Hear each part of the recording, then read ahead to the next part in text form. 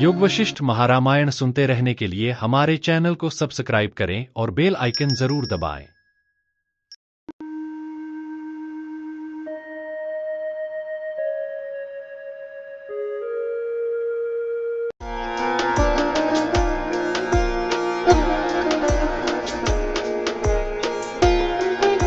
मोह एवं तज्जनित संकल्पों से कल्पित जीव जगत भेदों का विचार कसौटी में जिस तरह वे नहीं ठहरते, उस तरह तर्कों से वर्णन। सर्वत्र व्यापक भी चित्त इस चित्त में प्रतिबिंबित होती है तथा पीछे दृढ़ भावना से उसी चित्त में आनंद मनाती है इत्यादि जो कहा गया है। उन दोनों ही स्थलों में महाराज वशिष्ठ जी अनुपपत्ति की आशंका करते हैं। महाराज वशिष्ठ जी ने कहा, मस्तक में अर्धचंद्र धारण करने वाले हे भगवान, व्यापक स्वरूप अनंत एवं अद्वितीय रूप चैतन्य तत्व में द्वित्व अर्थात भेद कैसे प्राप्त हुआ। हे महादेव, दूसरा यह प्रश्न है कि अनेक बंधनों से ग्रस्त चिरकालिक अनुवृत्ति से रूढ़ हुआ वह भेद दुख विनाश के लिए तत्व ज्ञान से निवारित कैसे होगा। हम जीव जगत आदि द्वैत प्रपंच का प्रमाणों से उपादन करने के लिए प्रवृत्त नहीं हुए हैं, किंतु मोह के कारण अनादिकाल से लेकर भ्रांति से प्राप्त हुए उस प्रपंच का अध्यारोप अपवाद न्याय का आश्रय लेकर अपवाद करने के लिए ही प्रवृत्त हुए हैं।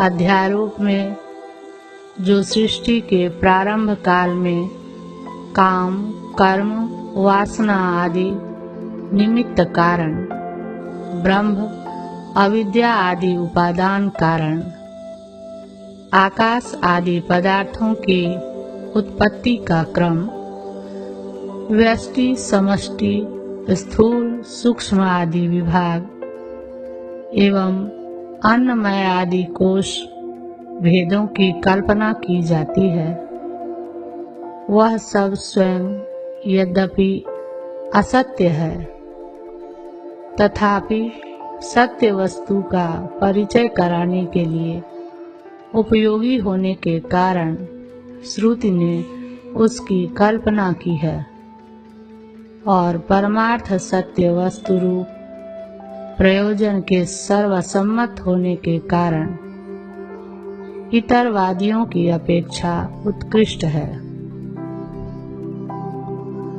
अतः श्रोताओं का विश्वास संपादन करने के लिए लोक दृष्टि से ही युक्तियों द्वारा शास्त्रों में उसका समर्थन किया गया है। जब सर्वात्मक प्रत्यगात्मा का परिचय हो जाता है, तब सर्वात्मा में अद्वितीयत्व के बोधन के लिए परमार्थ दृष्टि का आश्रय लेकर प्रपंच का अपवाद किया ही जाता है। इसलिए आत्मा में एकत्व का स्वीकार कर उससे विरुद्ध द्वित्व के असंभव का प्रतिपादन तुम्हारे अपने स्वीकृत पक्ष से विरुद्ध और सिद्धांत से विरुद्ध है। इसके ऊपर दृष्टि क्यों नहीं डालते, इस आशय से भगवान कहते हैं। ईश्वर ने कहा, हे ब्राह्मण, व्यवहार दृष्टि से ब्रह्म सर्वशक्ति से समन्वित है, और सामर्थ्य दृष्टि से एक और सदात्मक ही है। यूं जब व्यवस्थित दो दृष्टियों का अंगीकार किया जा चुका है, तब सर्वशक्ति रूप दृष्टि के एक देश से उदित हुई द्वित्व एकत्व रूप कल्पना से युक्त उक्त आक्षेप निर्मूल ही है, क्योंकि व्यवहार दृष्टि से परमात्मा में सब द्वित्व आदि कल्पनाओं का आरोप होता है और परमार्थ दृष्टि से अपवाद होता है। व्यवहार दृष्टि से यह सर्वज्ञ, सौ सर्ववित् इत्यादि श्रुति से उपपादित सर्वज्ञ सर्वशक्ति समन्वित परमात्मा से जीव जगत रूप द्वैत का आविर्भाव मानने में कुछ भी अनुपपत्ति नहीं होती, क्योंकि धार्मी ग्राहक प्रमाण से सर्वशक्ति का वैसा स्वभाव ही है, यह निर्णीत हो चुका है। तदेतद ब्रह्मा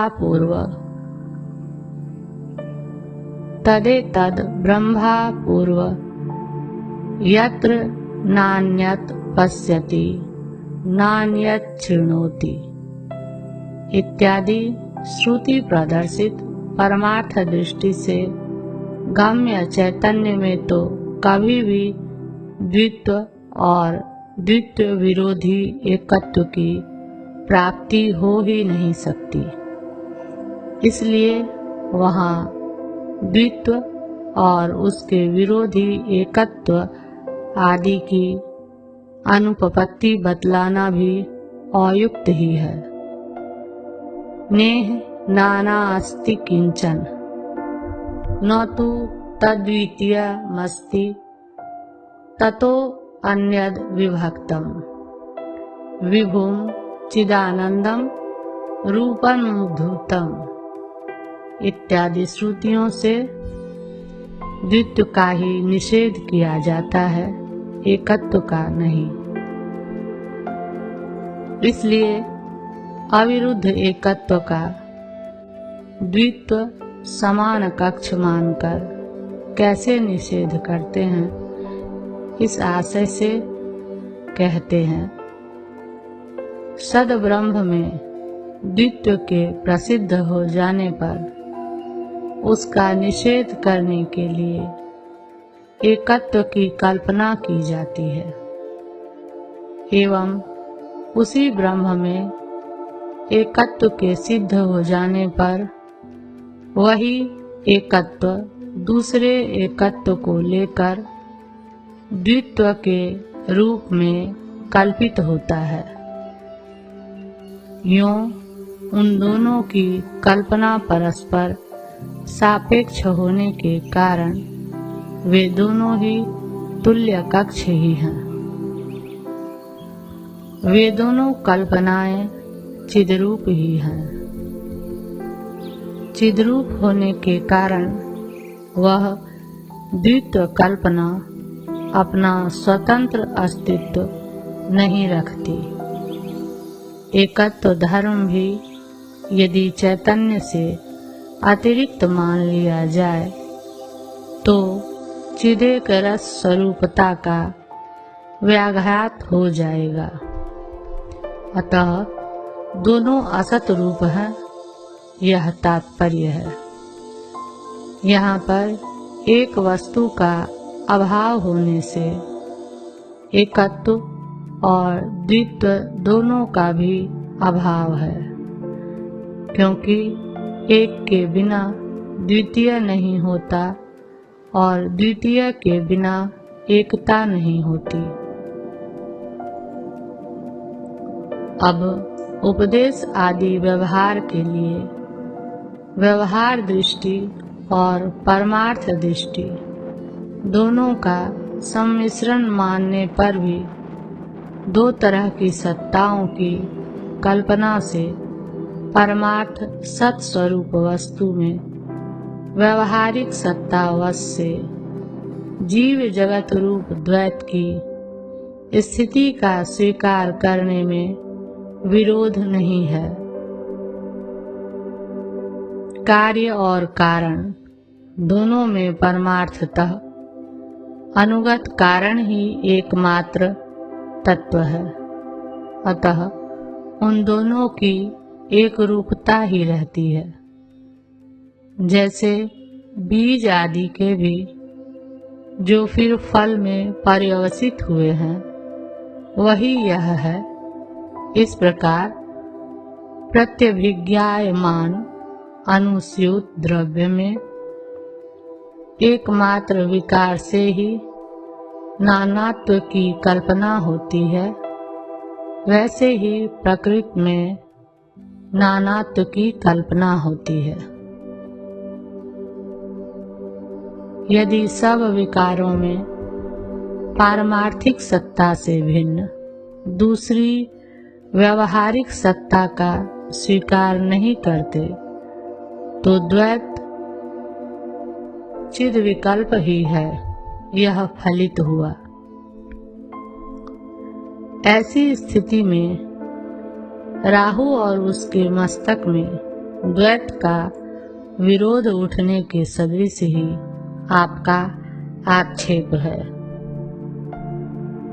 चिति तत्व जगत रूप चैत्य के विकल्प से चैत्यमय होकर स्वयं स्फुरित होता है। विकार आदि जितने पदार्थ हैं वे सब के सब तत्स्वरूप ही हैं, उससे भिन्न नहीं, क्योंकि उन विकारों का भीतरी तत्व वही चिति है।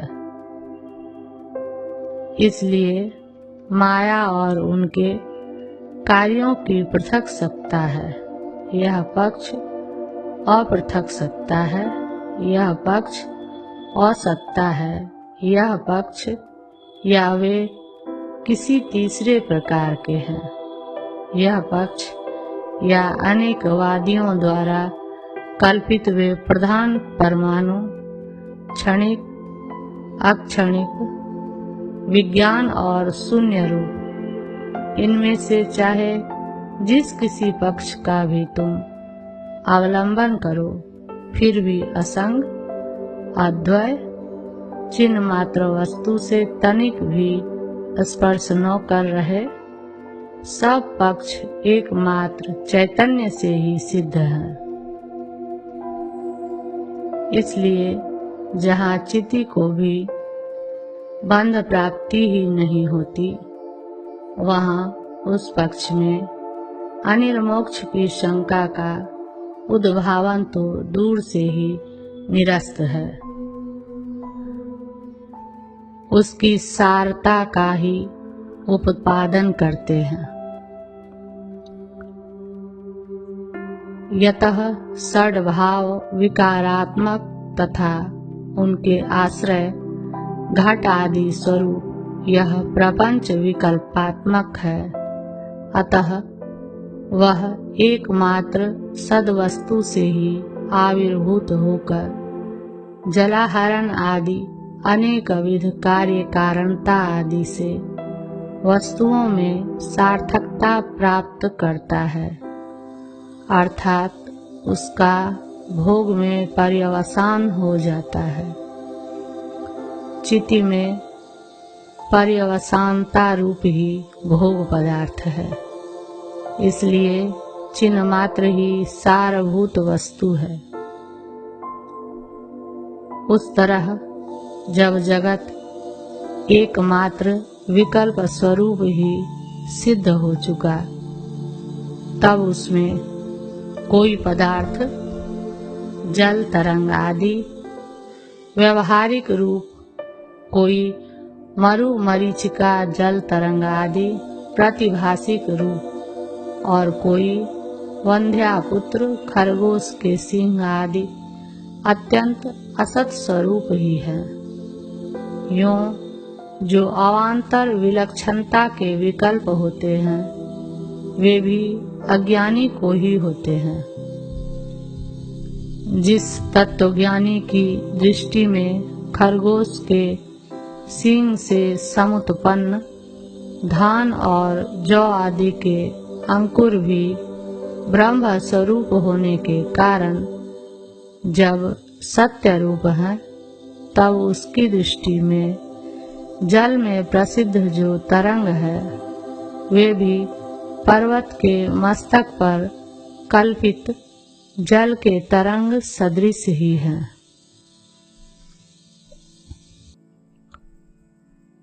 और वह पर्वत भी खरगोश के सींग के समान असद रूप ही है, क्योंकि स्वतः असत्व और ब्रह्म की सत्ता से सत्ता की कल्पना तीनों में भी समान है।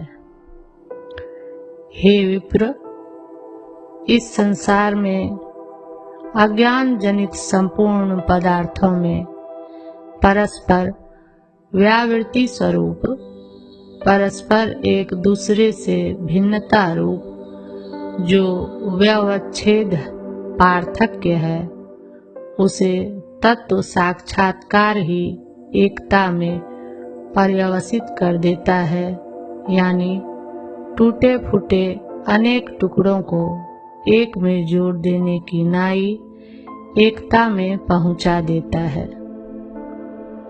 भाव यह है कि तत्व का साक्षात्कार हो जाने पर किसी प्रकार का भेद नहीं रहता। ऐसे विषय में अनेकविध युक्तियों के उपन्यासों से भी कुछ होता नहीं। कारण यह है कि अज्ञान के निवृत्त न होने पर हजारों युक्तियों से भी अपरोक्ष अर्थात प्रत्यक्षात्मक भ्रम से सिद्ध हुए व्यवच्छेद आदि द्वैत का उन्मूलन अत्यंत असंभव है। जैसे तरंग, कण, कल्लोल और जल प्रवाह जल से विभक्त नहीं रहते, वैसे ही तात्विक दृष्टि से देखने पर ब्रह्म की सर्वशक्तिता अर्थात समस्त जगत के आकार में दृश्यमान मायिक रूपता वास्तव में ब्रह्म से विभक्त नहीं रहती, यानी उसी में तिरोहित हो जाती है।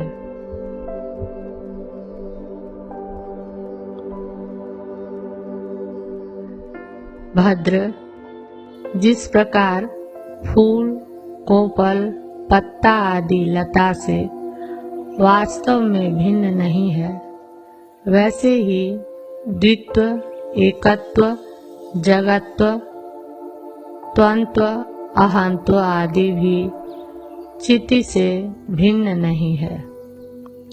चिति का देश, काल, विकार आदि रूप जो भेद किया जाता है, वह भेद चिति स्वरूप ही है। इसलिए जब चिति में द्वैत है ही नहीं, तब उसमें भेद आया कहाँ से? यह तुमने असत कहा है। ऐसे असद विषय में तुम्हें प्रश्न करना उचित नहीं है, चूँकि देश, काल और क्रिया की सत्ता एवं नियति आदि शक्तियाँ स्वयं चिति की सत्ता से ही सत्ता युक्त होकर स्थित है। इसलिए वे सब चिदात्मक चिति स्वरूप ही है। जैसे जल, तरंग आदि में अनुगत जल सामान्य वीचि आदि नाम योग्य होकर स्थित है, वैसे ही चित्त, चैत्य और उनकी चेष्टाओं का समूह रूप प्रपंच एवं ब्रह्मा से लेकर स्तंभ पर्यंत नाम प्रपंच भी चित्त स्वरूप होकर अवस्थित है। यह तत्वज्ञों का कथन है, जिसमें तरंगों की तनिक भी संभावना नहीं है। ऐसे चिद्विलास रूपी महासागर का तरंगवत्ता की नाई जो विवर्तन व्यापार है, वही उसका चैत्य के साथ संबंध है। वही यह चिति तत्व परम ब्रह्म, सत्य ईश्वर, शिव आदि तथा शून्य एक परमात्मा आदि अनेक विध नामों से कहा जाता है। पारमार्थिक मेरा तत्व वही है, यह कहते हैं। उन पूर्वोक्त नामों एवं रूपों तथा सामने दिखाई दे रहे साकार रूपों से अतीत जो परमात्मा का स्वरूप है तथा जो अशेष मनों से रहित अहंग पदार्थ है, वह वाणी और मन का विषय नहीं है। जो यह संसार दिखाई दे रहा है, वह चूंकि उस महाचिति रूपी लता के तत्स्वरूप फल, पल्लव तथा पुष्प आदि रूप ही है, अतः उससे भिन्न नहीं है। यदि विवेक ज्ञान के लिए अनृत ही जीव जगत भाव पूछ रहे हो तो सुनो। वह चिति जब अविद्या रूपी विचित्र वर्णों रंगों से रंगे गए उपनेत्र पहन लेती है, तब जीव नाम धारण करती हुई वह बाह्य जीव जगत भाव को दो चंद्रमा की नाई देखती है। मैं ब्रह्म से भिन्न अचित रूप हूँ, यूं अज्ञान से भावना करके चिति स्वयं ही अपना संकल्पात्मक अन्य रूप मानो प्राप्त कर लेती है। यद्यपि चिति कलंक निर्मुक्त रूप से ही सदा अवस्थित है, तथापि कलंक युक्त जिस पुर्यष्टक रूप की उसने कल्पना कर रखी है, उस रूप से संसार रूपी नदी में पहुंचकर उपाधि युक्त चेतन से ही स्फुरित होती है। अपने निष्कलंक चेतन से नहीं, यह भाव है। यह चैतन्य शरीर चिति ही स्वयं इस पूर्व वर्णित पुर्यष्टक शरीर के द्वारा तदात्म्य अध्यास स्वरूपता प्राप्त करती है और चित्तत्व के प्रकाश से चित्त प्रचुर होता हुआ जीव जीता है, यानी प्राणन आदि क्रिया प्राप्त करता है। सर्वव्यापक होती हुई भी चिति इस चित्त में प्रतिबिंबित होती है।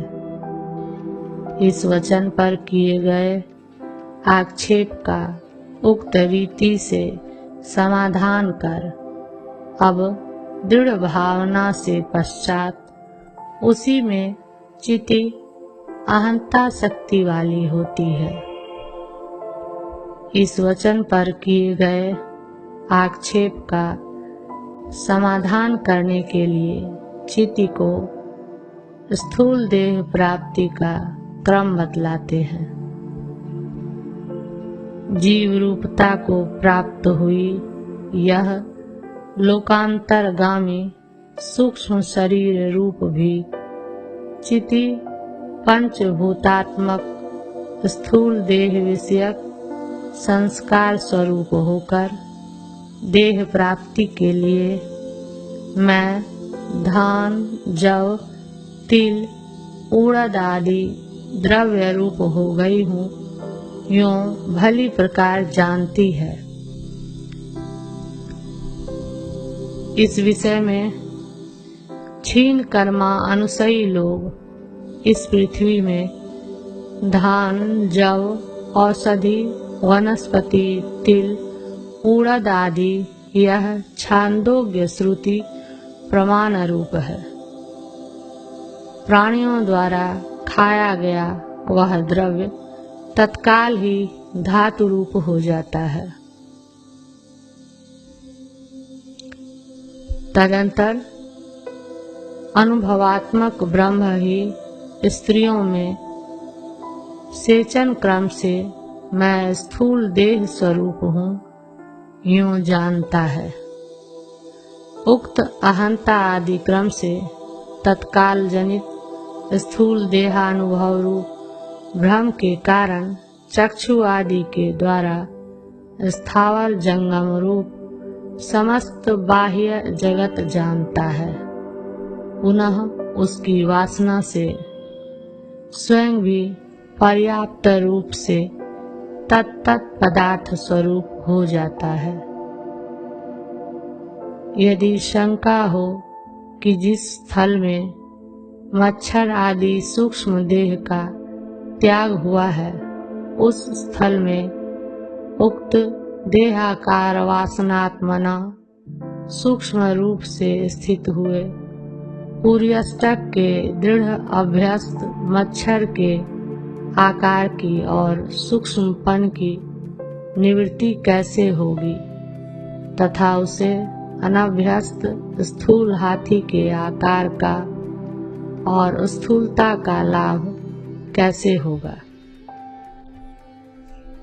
जिस प्रकार कौवे और ताल वृक्ष के आकस्मिक संबंध में कौवे के मरण में प्रयोजक हेतु कर्म ही है, दूसरा कोई नहीं, उसी प्रकार दृढ़ अभ्यस्त वासना के तिरोभाव में और चिरकाल से व्यवहित हाथी आदि में अहं भाव वासना के आविर्भाव में कर्म ही निमित्त है।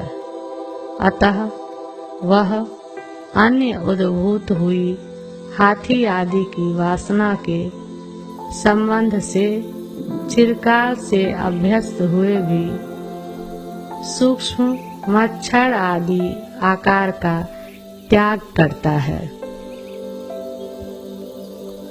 विरोधी वासना के आविर्भाव से पहले की वासना का तिरोभाव और उत्तरकालिक दूसरी वासना की अभ्यास से दृढ़ता होती है।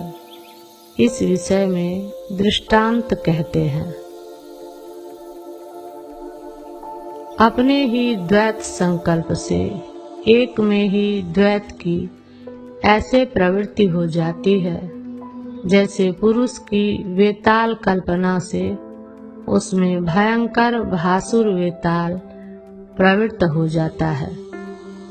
जिस प्रकार मैं कुछ नहीं करता, इस तरह के संकल्प से पुरुष में कर्तृत्व निवृत्त हो जाता है, उसी प्रकार आत्मा का भी द्वैत अद्वैत भावना से निवृत्त हो जाता है।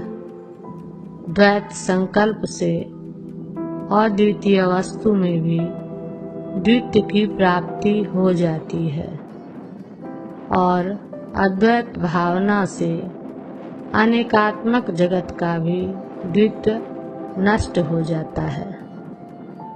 भद्र विकार आदि से शून्य, सदा सर्वगामी तथा परमात्मा का स्वरूप भूत होने से आत्मा में कभी द्वैत भाव नहीं रहता। हे मुने, अपने संकल्प से निर्मित मनोराज्य और गंधर्व नगर की नाई जो वस्तु अपने संकल्प से बनाई गई है वह संकल्प के अभाव से नष्ट हो जाती है। यह प्रसिद्ध बात है। मानसिक प्रयत्न के द्वारा किसी की रचना करने में तो श्रम होता भी है, परंतु संकल्प का विनाश करने में तो कुछ भी श्रम नहीं, क्योंकि एकमात्र उदासीनता का अवलंबन करने से अपने आप संकल्प विनाश सिद्ध हो जाता है। यह बात प्रसिद्ध ही है। ठीक ही है, मन के मनोरथों से रचित नगरों के निर्माण में एकमात्र संकल्प ही असंभावित रचना में समर्थ होने के कारण दिव्य शिल्पी प्रसिद्ध है, परंतु उन नगरों के विनाश में नहीं, केवल दृढ़ संकल्प से जो यह संसार रूपी दुख प्राप्त हुआ है वह केवल संकल्प के अभाव से ही नष्ट हो जाएगा। फिर इस विषय में क्लेश ही क्या। तनिक भी संकल्प कर मनुष्य दुख में डूब जाता है और कुछ भी संकल्प न कर वह अविनाशी सुख पाता है। महर्षि, जब तक तुम्हारी बुद्धि संकल्प रूप सर्प से निःशेष मुक्त नहीं होती तब तक सर्वविध गुणों से उत्कृष्ट नंदन वन में उच्च स्थान पर स्थित हुए भी तुम क्लेश रहित होकर शोभित नहीं हो सकते। तब संकल्प नाश का क्या उपाय है? इस प्रश्न पर उसका उपाय बतलाते हैं। हे मुने, अपने विवेक रूपी पवन से संकल्प रूप मेघों का विनाश कर शरत काल में आकाश मंडल की नाई तुम उत्तम निर्मलता प्राप्त करो। अविवेक रूप प्रबल प्रवाह से उमड़ रही उन्मत्त संकल्प रूप नदी तुम मणि मंत्र से सुखा दो और उसमें बह रहे आत्मा को धैर्य देकर मन से रहित हो जाओ। संकल्प रूप पवन से कंपित हुए पत्तों एवं तिनकों के टुकड़ों की नाई प्राणी मात्र के हृदयाकाश में भ्रमण कर रहे इस चिदात्मा का विवेक का आश्रय लेकर साक्षात्कार करो। अपने आप अपनी संकल्पात्मक कालिमा का निवारण करके आत्मा की उत्तम विशुद्धता प्राप्त कर अविनाशी आनंद रूप हो जाओ। चूँकि यह आत्मा समस्त शक्तियों से परिपूर्ण है, अतः जब कभी वह किसी वस्तु की जैसी भी पर्याप्त रूप से भावना करता है, अपने संकल्प के विलास से उस वस्तु को उसी समय वैसा ही देखता है। हे ब्राह्मण, यह उत्पन्न हुआ मिथ्या रूप जगत एकमात्र संकल्पात्मक ही है, अतः केवल संकल्प के अभाव से ही न जाने कहीं भी विलीन हो जाता है। संकल्प रूपी पूर्वी हवा से व्यथित जन्म स्वरूप मेघों का समूह और संकल्प रूप पश्चिमी हवा के स्पर्श से ब्रह्माकाश में विलीन हो जाता है। हे महर्षि, संकल्प रूप जड़ उखाड़कर अत्यंत दृढ़ता को प्राप्त हुई इस तृष्णा रूपी करंज लता को तुम सुखा डालो। अविद्या, काम और संकल्प का विनाश होने पर भी यदि जगत का अवभास होता हो तो वह केवल प्रतिभास रूप ही ठहरा। ऐसी स्थिति में जीवन मुक्तों के अनुभवों से सिद्ध दृष्टि सृष्टि पक्ष ही अवशिष्ट रह जाता है। इस आशय से कहते हैं, जिस प्रकार गंधर्व नगर की उत्पत्ति और विनाश एकमात्र प्रतिभास स्वरूप ही है, उसी प्रकार यह संसार रूप विभ्रम की उत्पत्ति और विनाश भी एकमात्र प्रतिभास स्वरूप ही है। जब तक अज्ञान है तभी तक जगत का प्रतिभास शोक में कारण है। अज्ञान का विनाश हो जाने पर वह शोक में कारण नहीं है। मैं राजा हूँ, यूं अपना असली स्वरूप भूलकर तभी तक राजा शोक करता है जब तक कि उसके हृदय में मैं राजा हूँ यूं अपने वास्तव स्वरूप की स्मृति उत्पन्न नहीं हो जाती। यदि शंका हो कि पहले के दीर्घ काल से अभ्यस्त संसार के अनेक संस्मरण तत्वज्ञानी के भी वर्तमान कालीन मैं ब्रह्म रूप हूँ इस स्मरण को ढक देंगे, ऐसी स्थिति में उसे पुनः संसार शोक बना ही रहेगा। हे ब्राह्मण, जैसे उपस्थित शरद ऋतु से निरस्त हुई वर्षा ऋतु मेघ रूप जड़ता से शरद का आच्छादन करने में सामर्थ्य नहीं रहती, वैसे ही इस राजा और तत्ववेत्ता को गुरु के उपदेश से उत्पन्न हुई मैं राजा हूँ, मैं ब्रह्म हूँ इस स्मृति से निरस्त प्राचीन दुखों की स्मृति अपनी जड़ता से आच्छादन करने में सामर्थ्य नहीं रहती। यही स्मृति प्रबल है, इसमें कारण क्या है? तो मनन निधि ध्यासन के अभ्यास रूप पुरुष प्रयत्न से उसका सुदृढ़ बना रहना ही कारण है। चित्त की दो वृत्तियों में जो चित्त वृत्ति अकस्मात उत्तरोत्तर सुदृढ़ रूप से होती जाती है, वही दूसरे को उस प्रकार दबाती है जिस प्रकार वीणा के तार और मंद दो स्वरों में जो ही ऊंचा स्वर होता है वही दूसरे को दबाकर कान पर आरूढ़ हो जाता है।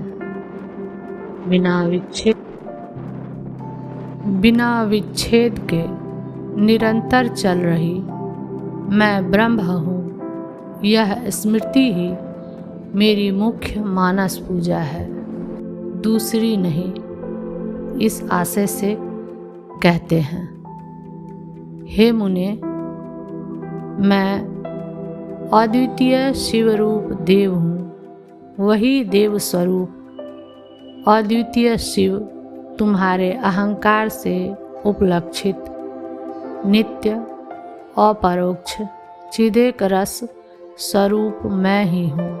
यूं एकमात्र अविच्छिन्न स्मृति धारा की तुम भावना करो।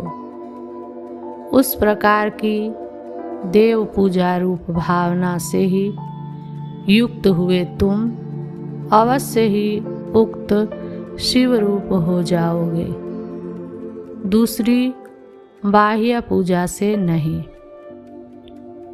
महर्षि, उक्त रीति से यह बाह्य पूजा तुम्हारे जैसे ज्ञानियों को योग्य नहीं है, क्योंकि बाह्य पूजा तुच्छ फलों में इच्छा रखने वाले अज्ञानी जनों के लिए ही प्रकाशमान है, यानी उन्हीं के योग्य है। तुम्हारे योग्य उपास्य तो उत्तम पद स्वरूप परमार्थ सत्तात्मक परब्रह्म ही एकमात्र देव है। उसकी पूजा में पूजक सुंदर षोडशोपचार से पूजन एवं पूज्य कुछ भी नहीं है। वह सब उसके पूजन में तुच्छ पदार्थ सा है, क्योंकि वह सामग्री मन की एकमात्र कल्पना ही है। 33वां सर्ग समाप्त।